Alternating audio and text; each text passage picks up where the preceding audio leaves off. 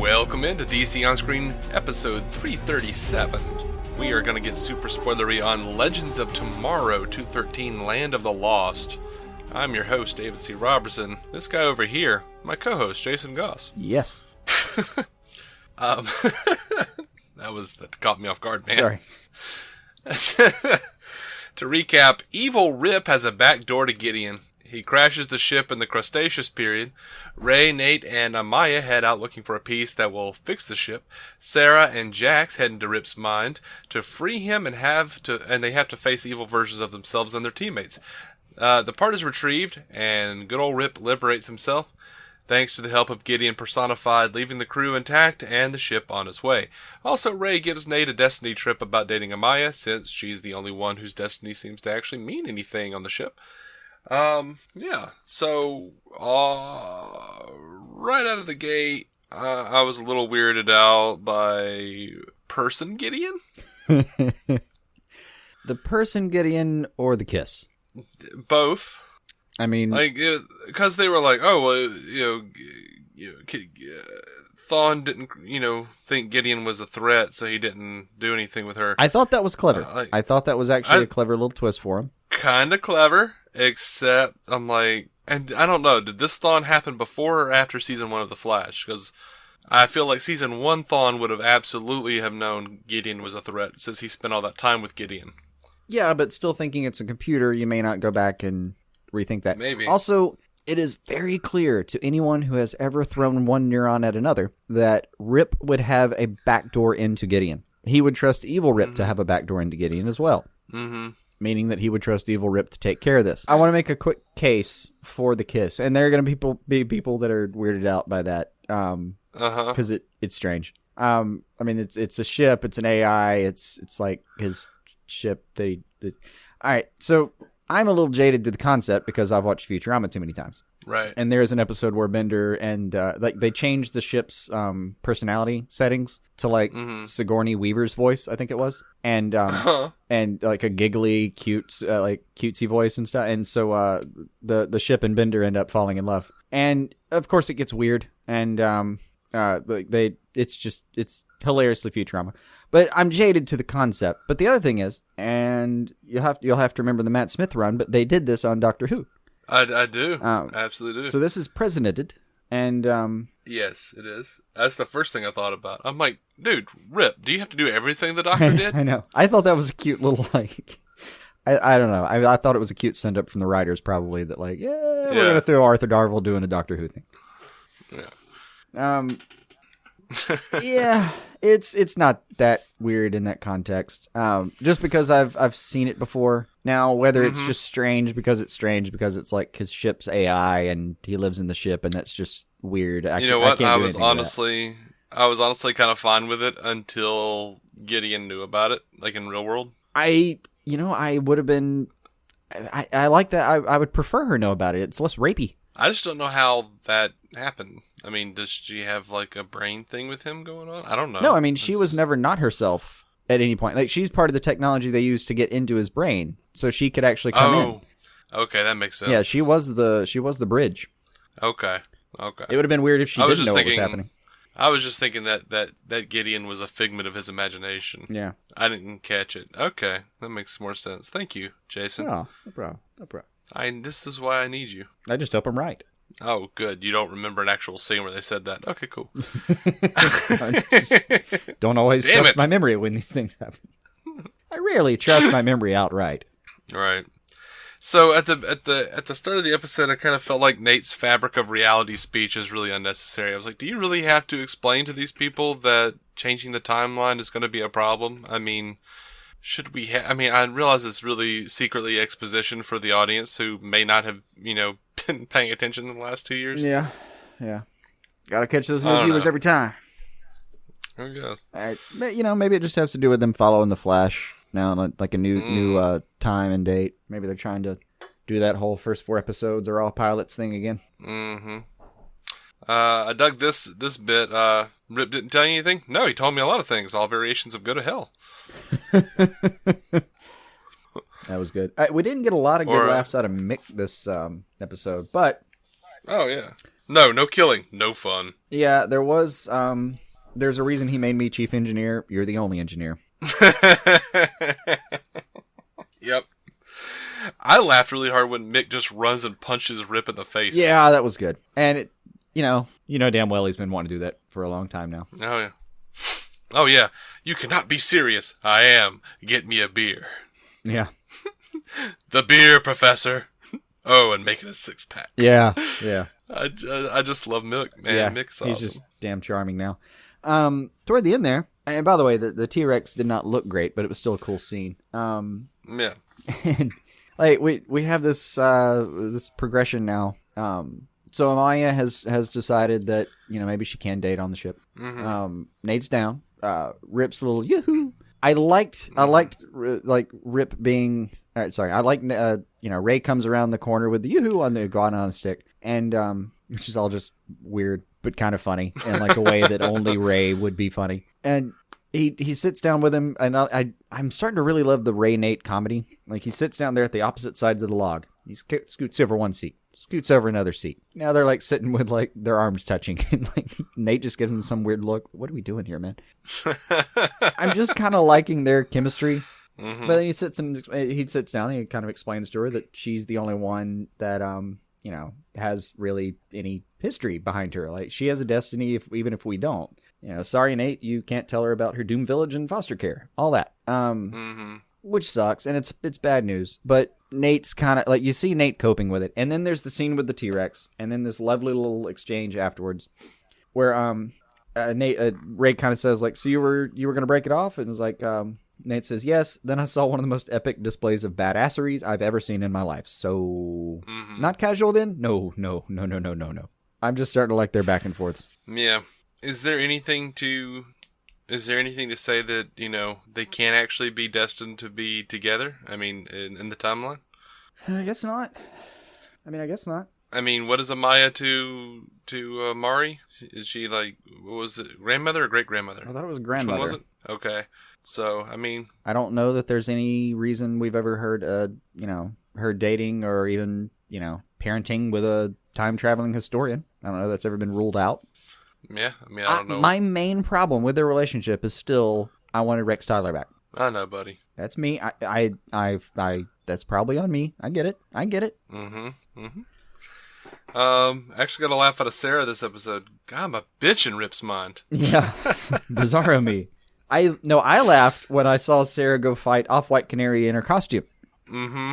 Because it reminded me that, like, oh yeah, she did have that stupid costume that we haven't seen in a while. I think for a reason. Because I think they decided it was not a great costume. Oh, everyone hates this. I guess she's going to be Sarah Lance instead of White Canary. Yeah. I mean, really, like, when's the last time you heard White Canary brought up? Yeah, not a while. Or saw that costume. I mean, well, they're always going undercover. Like, they don't wear their costumes a whole lot anyway. Yeah, I mean, sort of like Ray, who is a costume and stuff like that. Yeah, sure. Or Mick, who can't be bothered. The last few episodes, though, we've seen him. He was in like Crustaceous safari gear this episode. Like last episode, it was what, a knight's outfit?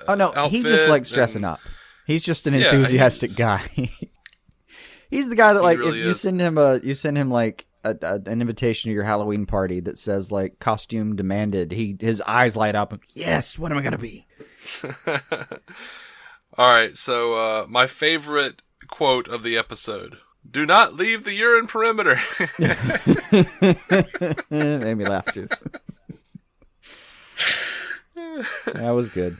I mean, worst quote of the episode: "Looks like we're gonna have to kick our own asses." Yeah.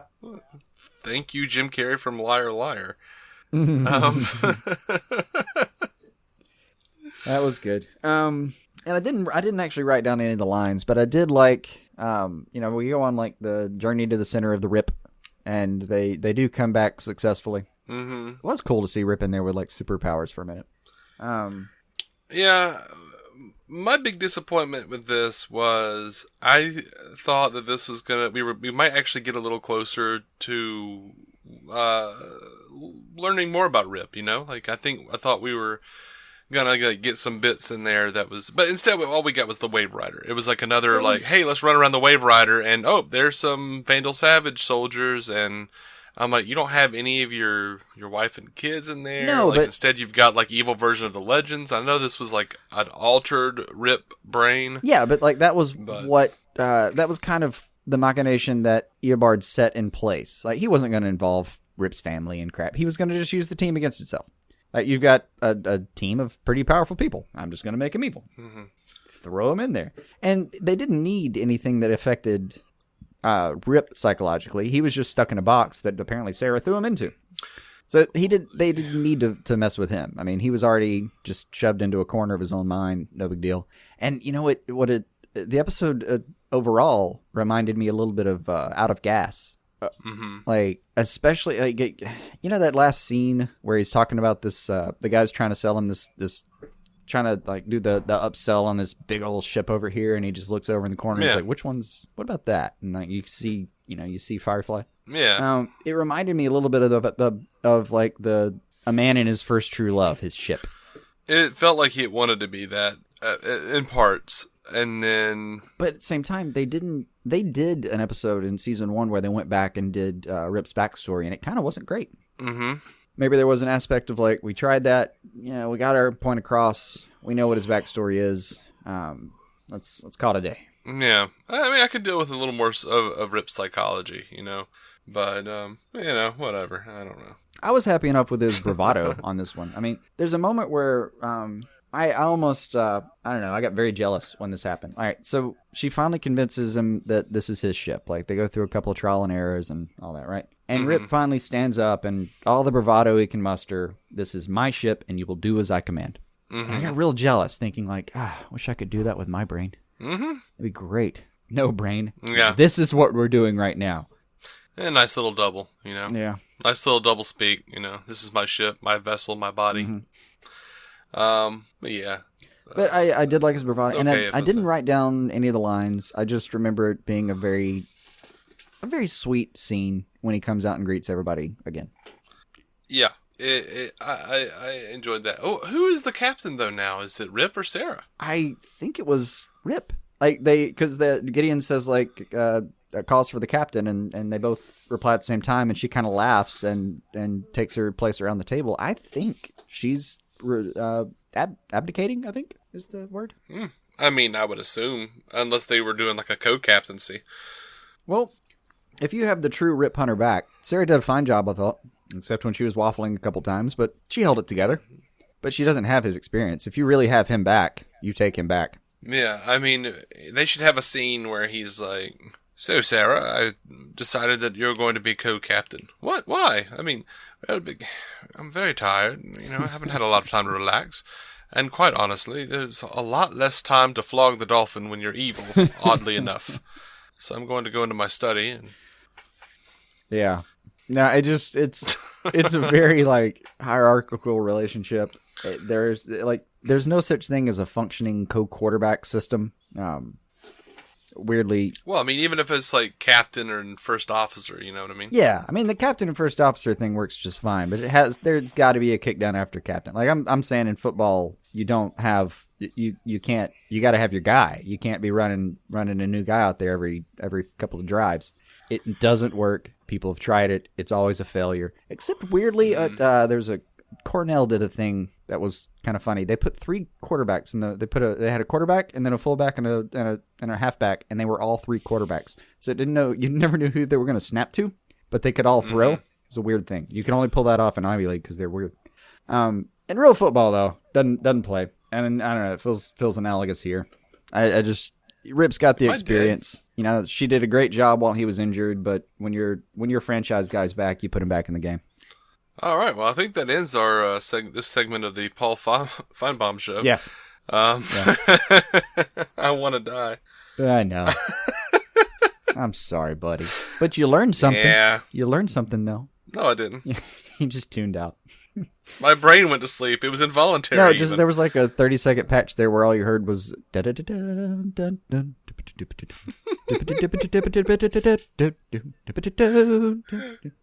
Admittedly, I was looking at my Batman action figures. All right, so to wrap up, the last piece is on the moon, I guess. I mean, I guess so. I don't know. Is that what they decided? There was hintage that the last piece was on the moon. Rip knows where it is. Oh. Yep. Next episode's called Moonshot. Okay, cool. We're going back for Commander We've Steel. only got 4 left. Yeah, I know. Surprising. Seems like just yesterday we were starting this season. It's almost over, guys. I know. We have, Moonshot, Fellowship of the Spear, Doomworld, and Aruba. Mm-hmm. We do, and we does. And we will be around to cover all of those episodes. So, subscribe on iTunes if you haven't. I promise. We won't hurt you. Well, we probably will. You'll probably gotta go, either why am I watching these shows or why am I listening to these guys? We all had those moments. Because sometimes we're a little down on them. Yeah. Sometimes we're not. Yeah. You know. You're usually a lot lighter on Legends than I am. Yeah, I enjoy Legends. I mean, I've just never expected it to be anything more than it is. It doesn't disappoint me at all. Yeah. Every now and then it's kind of bad in a way that's predictable, and I think, I knew it was going to be bad in a way that was predictable. I predicted. Yeah, I knew that was going to be bad. No big deal. Hey, look at that dinosaur. You know. I'm fine. Yeah. No. There are things I love about the show too. I loved, by the way, before we end this episode, that that Stein and Mick had that whole conversation where Mick was like, "Dude, you need to start treating Jax like a person." Oh, I forgot about that little spot. But yes, that was cool, and I want to see where that goes. You need. It calls out his own mortality. How long are you going to be around? You need to treat him like a partner. Yeah, that was cool. What's he gonna do when you're gone? Yeah, you know. Yeah. Do you want him relying on you, or do you want him to be his own man? Treat him like a man, dude. Yeah. And he clearly takes his advice. Yeah. Which Martin, for all of his stubbornness, is pretty malleable. Takes his own advice, creates an aberration of a daughter, listens to the homicidal maniac, and goes and treats Jax like a person. Yeah. I don't know. Same man that, a couple episodes ago, the exchange was, if you tell anyone, I will kill you. I believe you. Mm-hmm. Not even, no blustering, no nothing. Just, I believe you. Right. I believe that you will kill me. I liked the bit where in Rip's head where Sarah refers to evil Mick. She's like, which I guess is just Mick. Mm-hmm. That was actually pretty good. Yeah, that was fun. Overall, anyway, pretty good eepisode. I mean, I was pretty happy with it. I don't know what I was. I enjoyed a lot of things in it. You were largely ambivalent about Legends. Episode 113. Yeah. That is the only time I've heard you actually say no, that was good. I don't remember what time. It was the season finale of last year. You're like, no, that was actually good TV. Finale. Like that, yeah. I felt like that one may have been good enough to justify the entire season. That's exactly what I told my wife when I told her she should go ahead and finish watching that. She watched a few. I was like, okay, all right, it's worth it. Just I've seen the finale now. It's worth it. Just watch it in the background. You'll enjoy yourself. Okay. Yeah. I mean, I liked Snart enough. It's been tough without Snart around too much. It has. Mick's picked up a lot of the slack. I think Ray and Nate's picked up some of the slack as far as chemistry goes. Mm-hmm. They've just they've adjusted. Yeah. I do look forward to watching it every week. So, there's that. Anyway, we are DC On Screen. You can find every episode at dconscreen.com. You can go to iTunes or Stitcher and subscribe to us and get every episode that we be doing, which is many. No, and so many. we're going to be back on Tuesday with news for the DCEU and DCTV. 2 separate episodes, guys. Covering both of those things, whichever one you want to watch, listen to, or both, whatever. But we usually get a little bit more loose on those episodes, and until that time, such a time exists that those episodes are online and waiting for your quivering and anxious ears. Keep some DC on your screen. There we go. You got there.